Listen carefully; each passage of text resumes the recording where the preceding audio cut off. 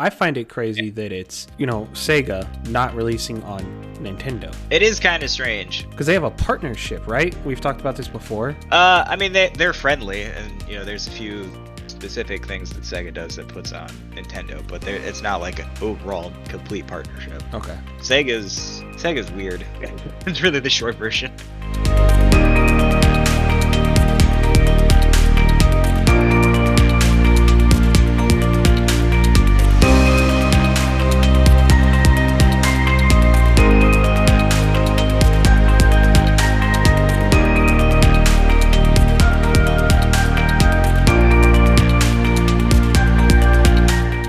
What's going on, everybody? Welcome to the Citizens of Gaming Podcast. I'm Tim.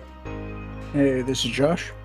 I'm Brenden. All right, so this episode is going to be all about games that have been announced for being released. I know that we kind of did an episode like this towards the beginning of the year, but there has just been even more announcements throughout the year, or at least up until this point. So we're going to kind of cover those, get that information out there. We're not going to cover news because this episode is actually going to is being pre-recorded about 2.5 weeks before we would normally record it. I'm actually going to be away on some training during that time. So we pre-recorded it. Our last episode obviously was news. So we have covered pretty much all the news that was relevant up to the beginning of April. So we're just going to kind of dive right into it and talk about some games that have been announced. The first one, NFL announces a new annual VR football game. Take that for what it will be. You see how well Madden does. Well, what's weird is that this is not being developed in conjunction with Madden and EA. Like, it's being made by a separate company, and it's also expected to be like a yearly release. So I guess the NFL expects everybody to pay twice for football. Like, I don't know. It's weird. It's a very weird development. So it's interesting that they didn't stick with EA on this. Is there? Yeah. I'm assuming this is going to be like for the Oculus and Oculus 2 and stuff like that. I don't think they specified what VR headsets, but probably, yeah. I assume they're going to try and get it on everything that they can. Is there companies specifically making games for those headsets? The developers that are doing it, yeah, they've worked on a few other smaller VR things. It's weird. It does sound it's weird on so many levels. Yeah, it's weird on so many levels just because we don't... And I mean, it's still probably years away. Like, they just announced it.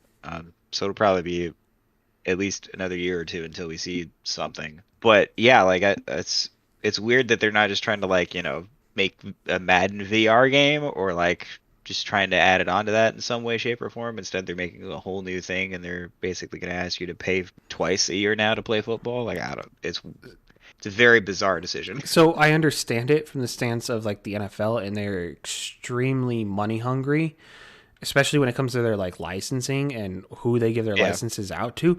So to me, this isn't necessarily out of the norm for the NFL because this is another way for them to make more money off of their license. That's true. And they're probably getting a flat pay rate as opposed to like points in the game. Right. Because I don't know. I don't know who would pay twice for this, let alone the amount of people who would actually are dedicated enough football fans that actually own a VR headset and then own a VR headset and want to play football in VR. Like, I think that's a pretty small audience. Maybe I'm wrong, but that doesn't sound like the biggest group of people to market to. I'm not totally sold on the whole VR thing yet. I think it'll make me sick. So Madden's already off my books. This game's already off of it too. I mean, yeah. Again, we're still years away, so we'll see what happens when it comes out. But recently, the PS5 and Epic game exclusive Godfall is getting like an Ultimate Edition, and that is finally releasing on Steam and Xbox. So it won't be PC exclusive to Epic Games, and it won't be console exclusive to PS5. The game was kind of middlingly reviewed, but I mean, it's cool to see that the game is no longer being locked behind those exclusivity walls. And it's also going to be like the full edition of the game because they've also released like 2 or 3 different versions of the game. Some of them are weird, but they're releasing the complete package. Should be out by the time this episode comes out. April 7th is when it's supposed to release. So yeah, this will be released before this episode has been released. Kind of surprised that game did end up going exclusive because it was made by Gearbox, or at least published to a point by Gearbox. They helped make it. And then Counterplay is who developed it. Yeah, so it's kind of a surprise that it did go exclusive because Gearbox is pretty notorious for putting all their stuff up everywhere. So it's just cool that now I think it's about a year after it came out, it's gonna show up everywhere, so you can play it wherever you want if you were interested in it. And a little tidbit I wanted to add in here we talked about a little bit is when they announced that Witcher sequel into the new next gen lineup of everything that's supposed to come out and whatnot. Apparently that when they released the what do you call it, the poster, or that is it a considered poster? Well, the picture of the medallion in the snow. I guess they confirmed that that was the School of the Lynx, which is a brand new school into the Witcher universe that they're gonna, I guess, fit into the lore of the books, right? I don't know if the books have that school specifically in it or not, but which is intriguing. No, the only one that's ever really confirmed is School of the Wolf. The games have other ones, but I mean, there's no reason to think there wouldn't be other types out there, other schools. Yeah, so that's I've seen a lot of conversation come about. It's just people are speculating, oh, we're gonna get to create our own personalized Witcher. I mean, because I know in the past that's something that people have always wanted, but that's what people want in any game really nowadays, is to be able to personalize your character to a more personal aspect of yourself or whatever you're trying to create, which is intriguing to think about all the possibilities. I mean, again, we're still years away from it. Yeah, we're far away. This is just my Witcher fandom kind of like popping off, but yeah, there was that little bit. I don't know if we mentioned that in one of our previous episodes. They recently revealed a new Ghostbusters game. It's supposed to come out the end of this year, Ghostbusters Spirit Unleashed. And it's going to be a asymmetrical multiplayer game, Dead by Daylight, like Evolve was, or like Friday the 13th. And so you're gonna have 4 people playing as the Ghostbusters, and then somebody plays as the ghost, and then you have to. I don't really know how the ghost works exactly. They didn't really show a lot, but I mean, obviously the Ghostbusters are trying to catch the ghost, and the ghost is trying to escape or scare them off. They didn't really specify how that sounds like works. Left 4 Dead 2's multiplayer. I mean, it's closer to Dead by Daylight than anything because there's only one ghost. Dead by Daylight, one person plays as the murderer, and everybody else plays as escapees trying to escape him. But it looks good. It looks like it has a decently high production value, and it's they even got Ernie Hudson and Dan Aykroyd to come back and do some voice work for it, and you'll be able to talk to them like in the hub base, where you can customize your characters and equip your equipment and all that jazz before you go out on those missions. It'll be interesting to see. It's slated for the end of the year, but we'll see how that goes. There's a new House of the Dead remake coming out for the Nintendo Switch. Those of you who don't remember, House of Dead is an old arcade light gun shooter, like where you would, have the actual physical gun that's pointed at the screen. They're remaking that from the ground up for the Nintendo Switch. It was come out sometime later this year, I believe. Kind of weird, just to revive that now and then bring it on the Switch.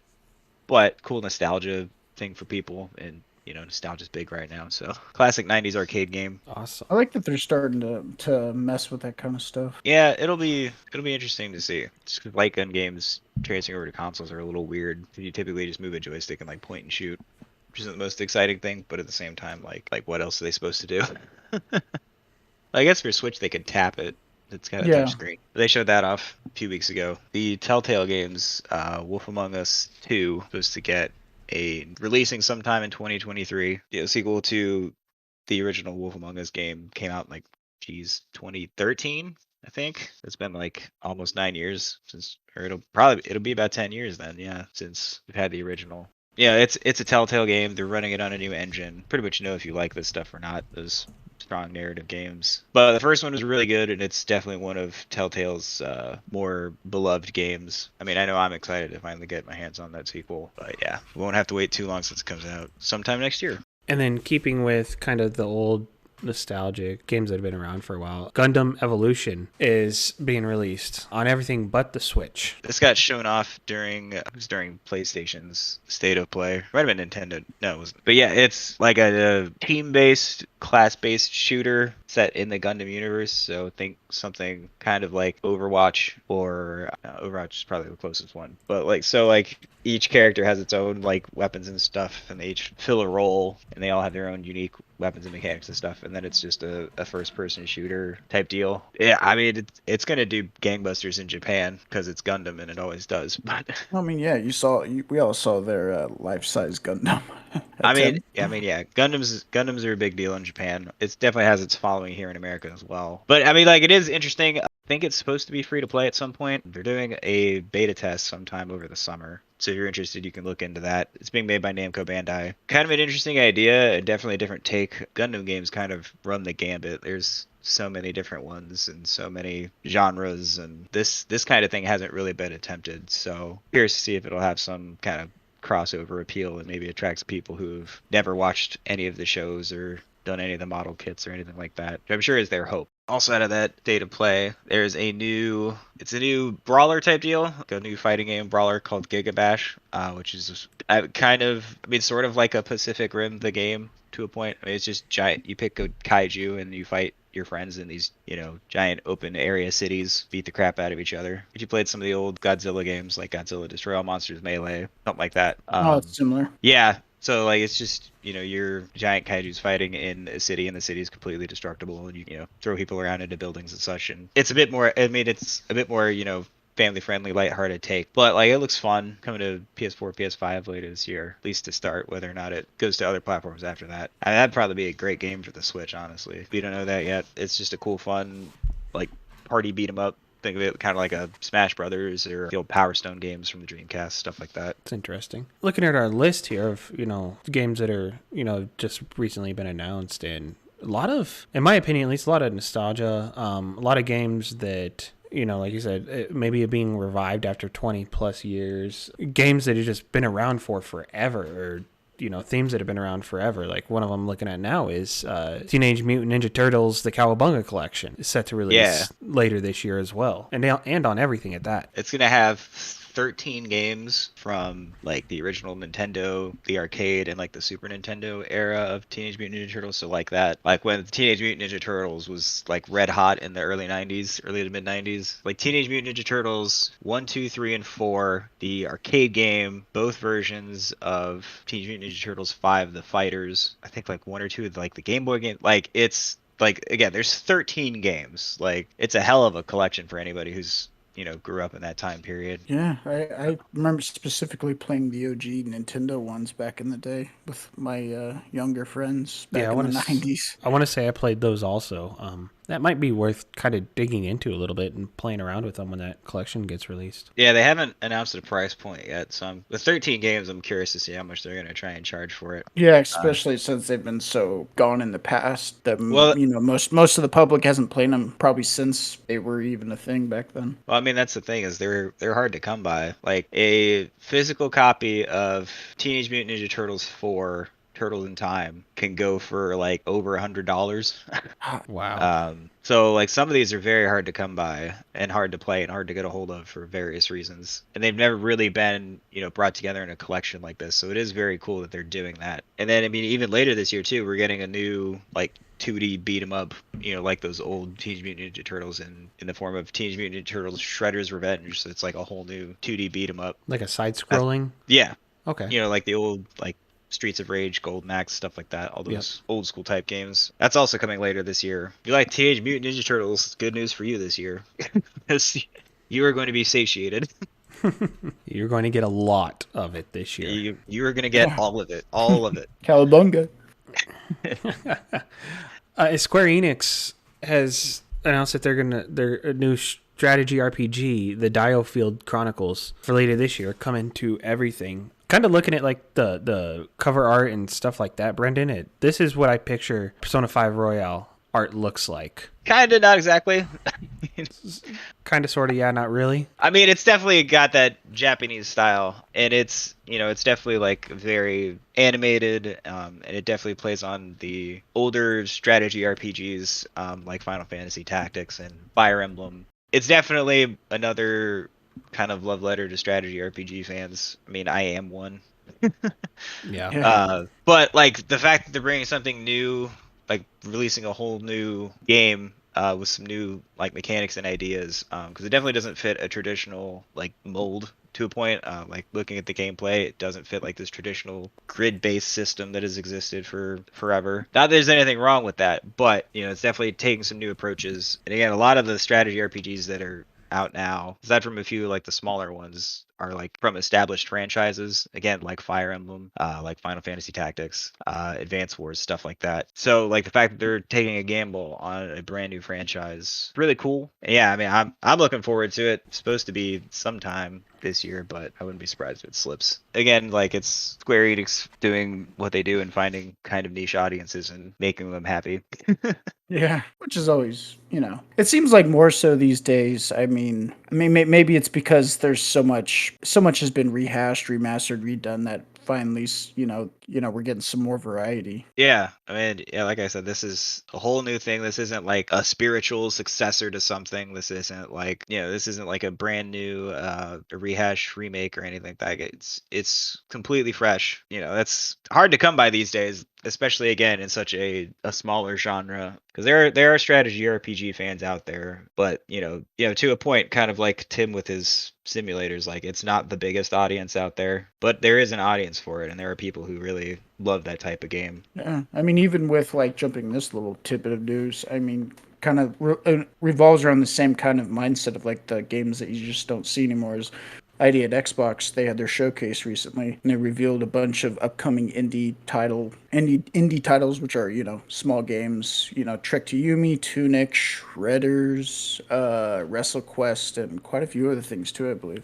Which Brendan's already played Shredders. He mentioned that in the last episode. Yeah, well, that was the thing, is they showed that video, and then I was like, oh man, when is that coming out? And then I looked it up, and they released the day after that showcase. Of course. And same thing with Tunic. Tunic released the day of that showcase. Like that was their big thing. It's like, oh, here's Tunic. Oh, by the way, you can play it right now, and it was on Game Pass. So was Shredders. So they dropped a couple of things, and they're like, you can play them right now. So I did play Shredders, and that was a lot of fun. It was a smaller studio. Again, it's a snowboarding game. If you liked, like the trick-based sports games of the past, like Skate, Tony Hawk's Pro Skater, Cool Borders, Shaun White's Snowboarding, stuff like that. You probably like Shredders. Then, Tunic is kind of like, it's an old school throwback to like the older Zelda games. It's like an isometric puzzle solving action game. The main character is a fox, and he's even dressed in like a green tunic, like he looks like Link.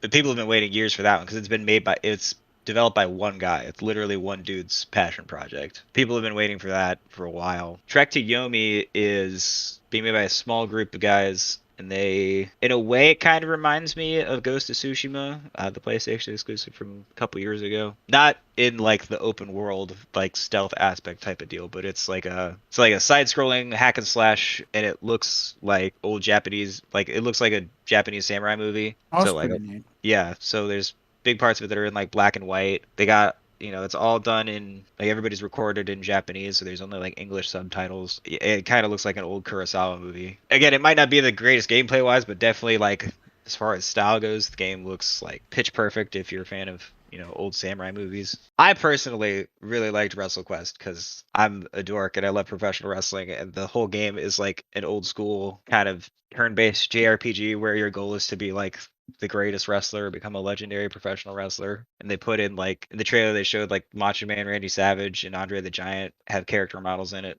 Nobody's voiced because, one, both of those two are dead, and two, it's an old school RPG. But yeah, like, I don't know, it just looks like it's doing something fun and unique with the RPG formula, and setting it in the ridiculous world of professional wrestling. I think just sometimes a change of setting and scenery is all you need for a game to work, instead of them changing like a whole bunch of the mechanics and stuff. So I'm looking forward to that one. That's the thing, like a lot of the games that we're talking about during this specific episode, a lot of it's smaller stuff, just because it's stuff that's going to come out relatively soon, within the next probably like 5 to 6 months. So it's not stuff that's going to like, these aren't the biggest budget AAA type deals, mostly smaller indie stuff. But that doesn't mean that they're not worth talking about or mentioning. No, yeah, I was kind of researching some of these games beforehand, and then kind of while we're doing this episode, and they do seem like smaller, studios, or, a smaller niche. But yeah, like you said, it's Doesn't mean that we shouldn't cover them, or there aren't people out there that want to hear about it. Not everybody wants to hear about simulators, but we cover them. So why not cover indie games or smaller studios?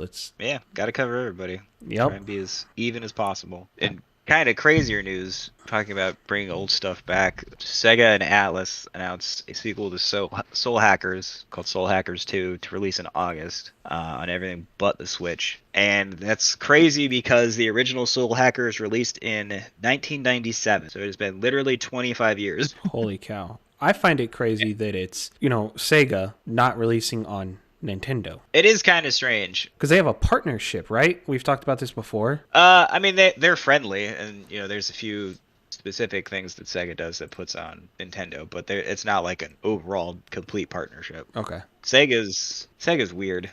It's really the short version. When I think of that, I'm like, man, they're still around. Every time I hear them, I'm like, wow. Well, that's the thing. Like, Sega currently is probably one of the better publishers of strategy games. Like, they own the Total War franchise. So, like, Total War Rome, Total War Three Kingdoms, Total War Warhammer. Like, they own all that, and they own they are also responsible for publishing the Valkyrie Chronicles games, blah. And then they also publish Persona, Shin Megami Tensei, because they own Atlas, who develops those things. So it's weird.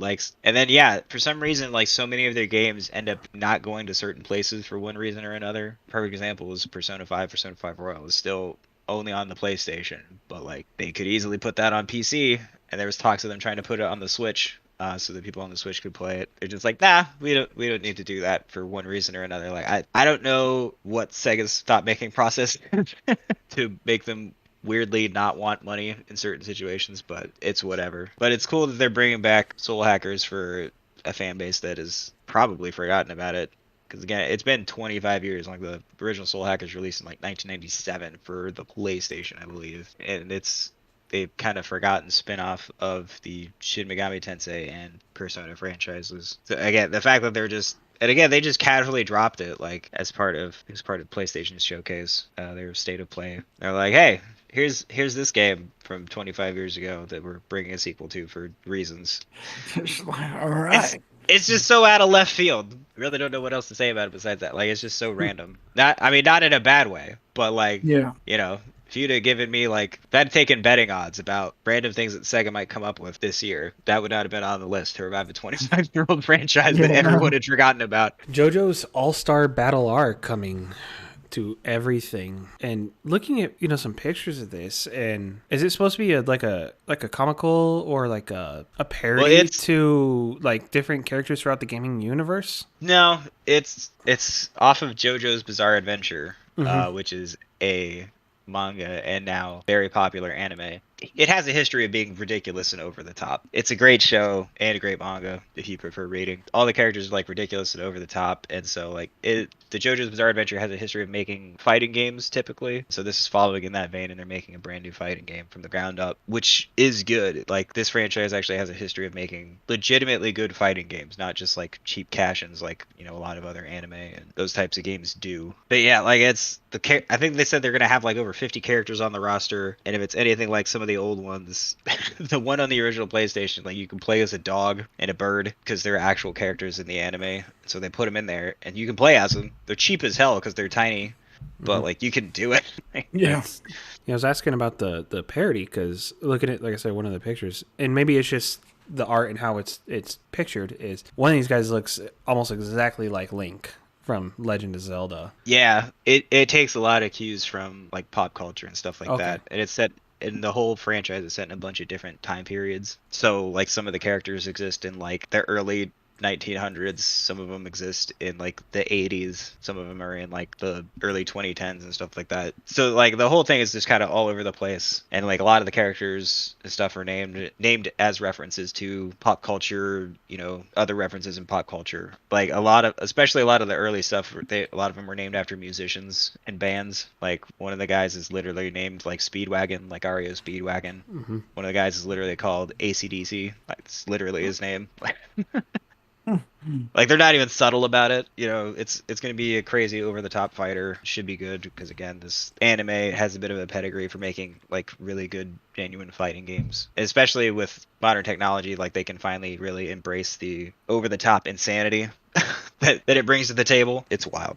Capcom revealed Exo Primal, slated to come out 2023 for everything but the Switch, and it's a squad-based battle against dinosaurs. Yeah. It almost, from what I've seen on some of the pictures, it looks like it's like a combination of like some like I forget what's that one game that came out and you have like an exosuit. They just Anthem? recently remastered. No, there's another one out there. It has like a more like forgetting what it's called. It's done through EA. Brenden, maybe you can help me figure out what it's called. It's on Game Pass, but like the remaster isn't on Game Pass. There's 3 games I believe in the trilogy. Dead Space? No. I'd have to fire up my Xbox to go look. Honestly, just looking at some of the pictures, and maybe this is just completely out in left field. I don't know why. It reminds me a lot of Transformers. I mean, it's kind of got that cartoony vibe to it. Yeah. Like it's very bright and lighthearted, which you kind of wouldn't expect from this. Like the trailer showed like starts as a woman giving a news report or like a weather report. She's like, oh, you know, there's like 100% chance of dinosaur portals, and then it literally cuts away to the city that you're in or whatever, and there's literally just a giant portal opens up in the sky and like thousands of dinosaurs just fall out of it. So it's got this kind of goofier tone, is a little surprising, but again, not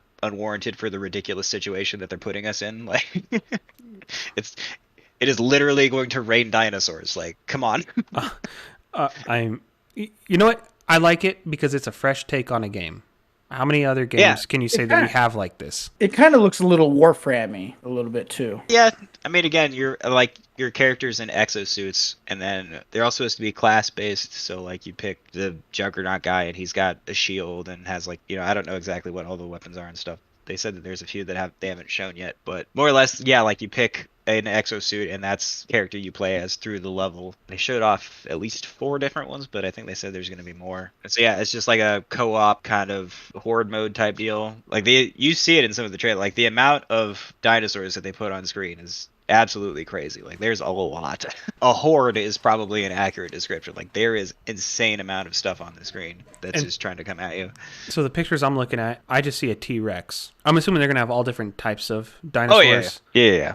I'm sure. But yeah, like there's a lot, T-Rex is probably like a boss or a mini boss or some type of special type or something. The main one they showed us, it was mostly just like raptors. It's kind of like a generic raptor looking deal. But again, like a lot of them, like a crazy amount of them. I can't oversell this enough. Like it was a crazy amount on screen. Whether or not that actually shows up in game might be something different. But. Are you talking like horde style, like what Left 4 Dead used to throw at us? Horde? Yeah, like a lot. Like awesome. A crazy amount. You know what? I'm down. Sign me up. This game did receive a little bit of backlash when it got announced, just because there's a fan base for an older game series called Dino Crisis, and they were hoping that this game was going to be that, and it obviously is not. Is it the same people making it? Like, well, weirdly, the guy who made the original Dino Crisis trilogy is working on this game. Okay. So they had some hope that it was finally a return to form for Dino Crisis. So their hope was warranted. That makes sense. A little bit, yes. I mean, like, there was no, like, hint, like, nobody said, like, oh, don't worry, guys. Like, it's not like Capcom was hinting that it was coming back or anything. Yeah, like, they were really hopeful, because Dino Crisis was basically Resident Evil but dinosaurs. And now this is basically, like, again, kind of like a Left 4 Dead. Warframe but dinosaurs. Yeah. But again, like, I don't know, it seems like something that's going to be fun. Seems like a cool concept. Again, sometimes you just need changes to other parts of the formula and the actual like core gameplay. So sometimes just bringing something goofy and different can really make things fresh. I believe Square Enix also announced Valkyrie Elysium. That's how you say that. I've been trying to figure that out, and I wasn't going to mention it because I was going to say Asylum. I was like, that's not right. Actually, you should have just kept that awkward silence, so maybe Tim would have chimed in forcibly. You would have had to have said it. But yeah, it's a new action RPG, again being developed by some of the guys at Square, one of their internal teams. It's actually, Valkyrie itself is an older franchise, so this is in that franchise, but it's a new take, because this one is going to be very action friendly. Like, it's going to be like a very action heavy, big sweeping epic RPG. So I mean, yeah, to a point, sort of imagine like the gameplay of like Devil May Cry or something, or those kind of heavy types of action games. Oh, really? Yeah. So I mean, it's still gonna have RPG elements. You're still gonna level up and all that jazz, but it's definitely it's not like a turn-based type deal. It's supposed to be later this year. The game does look gorgeous. It'll be out on PS4, PS5. I was looking at the pictures of it. Just from what I see on Google, yeah, it does look like it's going to be a great-looking game. And then, again, like just, that typical square touch of like a giant sweeping epic. And how much it's going to connect to the older Valkyrie games, I don't know. Probably not much because, again, it's a franchise that most people don't remember or have forgotten about to a point, which is probably why they're bringing it back in this fresher format. But it's got heavy ties into Norse mythology, hence why you're Valkyrie. So it kind of is this epic JRPG through that lens of an interpretation of Norse mythology. So you like Norse mythology, you'll probably see some Japanese-ified variants of some of your favorite Norse gods. That's going to be interesting. Yeah. Time period seems to be very, very popular here in the recent times. Yeah, God of War kind of shotgunned that stuff into popularity. I mean, even then, like I would say the Vikings probably did that too. Oh, the show. Yeah. I mean, it's just one of those, it was kind of like, one of those fads that culture goes through, like before that it was zombies and stuff. So Yeah. Well, yeah, we even had all those movies about like Greece, Greek culture and stuff like that. We've had a lot of different like fads just pulse through. I wonder what's going to be after Vikings. Who knows? We'll see. Only time will tell. But with that, I think that's going to wrap it up for this episode. We really appreciate getting tongue-tied here. Really appreciate you guys hanging out with us. Don't forget to like, subscribe, thumbs up, follow, anything you can do on any platform. But we really appreciate it, and we'll see you guys next time. Thanks. Thanks for listening.